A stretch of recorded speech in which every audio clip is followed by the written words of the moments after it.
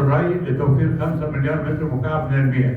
4. تحويل أراضي الري بالغمر في الوادي والدلتا في جميع الأراضي القديمة إلى ري بالرش والري بالتنقيط هيوفر حوالي 6 مليار متر مكعب.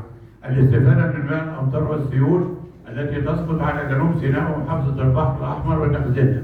الاستفادة من مياه الأمطار التي تسقط على إقليم مريوط في زراعة الشعير والتين. 7.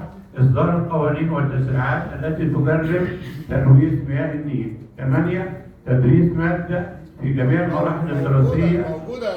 موجودة قوانين رادعة جدا لتلويث مياه النيل، موجودة بس لا تطبق. تطبيق مش تدرس أهمية الحفاظ على المياه وعدم إهدارها. 9. عدم إهدار المياه في رش الشوارع والطرقات. 10. الاستفادة من خزان المياه الجوفي في طبقة النوبيان ساندستون إلى خرسان النوبي في الصحراء الغربية.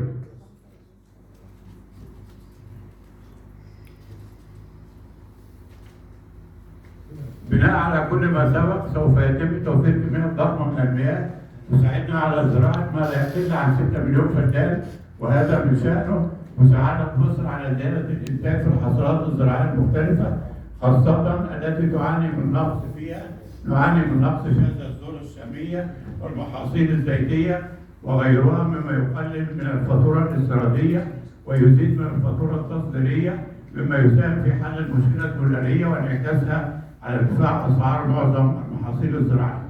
بالنسبة للسياحة، فتح أسواق جديدة للتعامل معها، الاهتمام بالمناطق الأثرية، حسن معاملة السياح، الاهتمام بخط سير العائلة المقدسة وتطويره، وضع منطقة بوبسطة بالزقازيق ومنطقة صن الحجر في الشرقية على الخريطة السياحية العالمية، التوسع في إنشاء الفنادق والغرف السياحية خاصة في سيناء وساحل البحر الأحمر والقاهرة والجيزة والأقصر وأسوان. 7. ضرورة ترك سياحة القطاع الخاص واقتصر دور الدولة على الرقابة. 8. ضرورة تدريس مادة في جميع المراحل التعليمية لتوعية التلاميذ والطلاب بحسن معاملة السياح والأجانب. أخيرا الصناعة، بما أن حل المشكلة الاقتصادية في مصر تقوم على الإنتاج ثم الإنتاج والإعادة من الإنتاج تقوم على الزراعة والصناعة والثروة المعدنية والبترولية والثروة السمكية، وهذا كله يزيد من أو يعتبر أو يمثل صادرات منظورة، بالإضافة إلى الصادرات الغير منظورة زي السياحة ورسوم المرور في قناة السويس. الصناعة، مصر تحتوي على جميع مقومات نجاح الصناعة: المواد الخام المتنوعة زراعية معدنية حيوانية سمكية. 2. مصادر طاقة فحم وبترول غاز كهرباء طاقة نووية. 3. أيدي عاملة وفيرة ورخيصة ومجربة. 4. رؤوس أموال محلية وعربية وأجنبية. 5. سوق ضخم محلي وعربي وإفريقي.